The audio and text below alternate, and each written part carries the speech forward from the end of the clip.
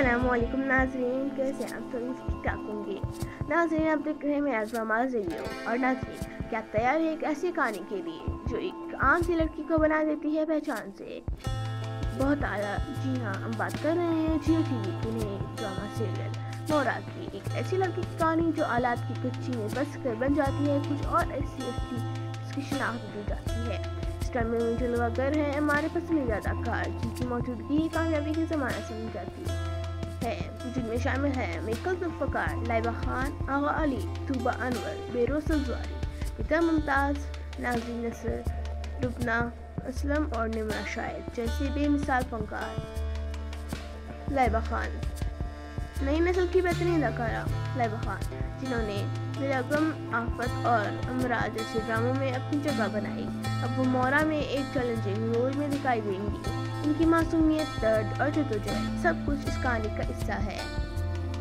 میکل ذوالفقار، دلوں پر راج کرنے والے میکل ذوالفقار جو شہرزاد، دوست راستے اور فراڈ جیسے ڈراموں میں اتنا لوہا منوا چکے ہیں، اب اس نئے کردار میں دکھائیں گے ایک منفرد رنگ۔ آغا علی، جذباتی مناظر کے بادشاہ آغا علی جو زخم اور خوبصورت ایسے اس ڈراموں کا حصہ رہے، اس بار ان کا رول آپ کو چونکا دے گا۔